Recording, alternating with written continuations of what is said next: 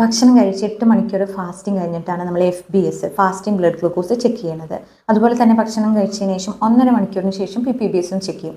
പലപ്പോഴും ഈ റിപ്പോർട്ടുകൾ കൊണ്ടുവരുമ്പോൾ പേഷ്യൻസ് പറയും, ഡോക്ടറെ ഇത് കൂടാൻ കാരണം ഞാൻ ഇന്നലെ രാത്രി ഒരു ഗ്ലാസ് പായസം കുടിച്ചിരുന്നു, അല്ലെങ്കിൽ രാത്രി ചോറ കഴിച്ചു, അതുകൊണ്ടായിരിക്കും ചിലപ്പം കൂടിയെന്നൊക്കെ പറയും. നമ്മൾ റീസെൻ്റ് ആയിട്ട് കഴിച്ച ഭക്ഷണത്തിലുള്ള ചെറിയ ചെറിയ വേരിയേഷൻസ് ഈ വാല്യൂസിൽ വരാൻ ചാൻസസ് ഉണ്ട്.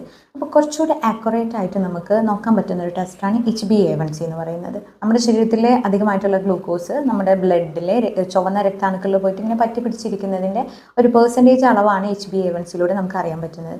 അതൊരു 3 മാസത്തെ ആവറേജ് എമൗണ്ടാണ് നമുക്ക് കിട്ടുന്നത്. അതുകൊണ്ട് തന്നെ നമ്മൾ ഇന്നലെയോ മിനിഞ്ഞാന്നോ കഴിച്ച ഫുഡിൻ്റെ ഒന്നും ഗ്ലൂക്കോസിൻ്റെ വാല്യൂസിൽ വലിയ വ്യത്യാസങ്ങളൊന്നും വരത്തില്ല. അതുപോലെ തന്നെ HbA1c ടെസ്റ്റ് ചെയ്യുമ്പോൾ നമുക്ക് ഫാസ്റ്റിങ്ങിൻ്റെ ആവശ്യമില്ല, നമുക്ക് എപ്പോൾ വേണമെങ്കിലും പോയിട്ട് ചെക്ക് ചെയ്യാം. ഇതിൻ്റെ വാല്യൂ വരുന്നത് 5.7% താഴെയാണെങ്കിൽ നമ്മൾക്ക് നോർമലാണ്, ഡയബറ്റീസും കാര്യങ്ങളൊന്നുമില്ല.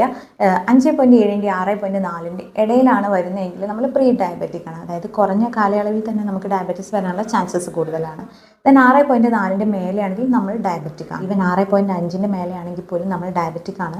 നമുക്ക് കറക്റ്റ് ഫുഡ് റെസ്ട്രിക്ഷൻസും എക്സസൈസും മെഡിക്കേഷൻസും ഒക്കെ വേണ്ടി വരും. പ്രമേഹ രോഗികൾക്ക് നമ്മൾ ഫുഡിലുള്ള മാനേജ്മെൻറ്റ് പറയുമ്പോൾ ഞാൻ ചോറ് ഒഴിവാക്കിയിട്ടുണ്ടെന്ന് പറയും. പക്ഷേ ചോറ് ഒഴിവാക്കിയാൽ പോരാ, ചോറ് ഒഴിവാക്കി ചപ്പാത്തി ആക്കിയാലും രാഗി ആക്കിയാലൊക്കെ ഗ്ലൈസമിക് ഇൻഡെക്സ് കൂടുതൽ തന്നെയാണ്. നമ്മൾ കാർബോഹൈഡ്രേറ്റ് കുറക്കുന്നതോടുകൂടി നമ്മൾ പ്രോട്ടീൻസ് ഒക്കെ കൂടുതൽ കഴിക്കണം. പ്രോട്ടീൻസ് എന്ന് പറഞ്ഞാൽ നോൺ വെജ്, അതായത് മുട്ട, ഫിഷ്, ചിക്കൻ, ബീഫ്, ധാന്യങ്ങൾ, കടല, ചെറുപയർ പോലുള്ള ധാന്യങ്ങൾ, ദെൻ ഇലക്കറികൾ കൂടുതലായിട്ട് കഴിക്കണം. എപ്പോഴും നമ്മൾ കഴിക്കുന്നതിൻ്റെ മുന്നേ ആയിട്ട് സാലഡ്സ് പതിവാക്കുക എന്നുള്ളത് ശ്രദ്ധിക്കുക. നമ്മുടെ ഫാമിലിയിൽ സ്ട്രോങ് ആയിട്ട് പ്രമേഹ രോഗമുള്ള ഒരുപാട് ആളുകളുണ്ട്. അതുപോലെ തന്നെ പ്രത്യേകിച്ചൊരു ഡയറ്റ് പ്ലാനോ അല്ലെങ്കിൽ പ്രത്യേകിച്ചൊരു എക്സസൈസ് ഒന്നും ചെയ്യാത്ത ആളുകളാണെങ്കിൽ നമ്മൾ പോയി ചെക്ക് ചെയ്യേണ്ടത് HbA1c ആണ്. അതിൻ്റെ വാല്യൂസ് അനുസരിച്ച് നമുക്ക് ഓരോ 3 മാസം കൂടുമ്പോഴും നമ്മൾ പ്രീ ഡയബറ്റിക് ആണോ ഈവൻ ഡയബറ്റിക് ആയോ എന്നുള്ളത് കറക്റ്റ് അതിൻ്റെ പ്രോഗ്നോസിസ് നമുക്ക് അറിയാൻ പറ്റും.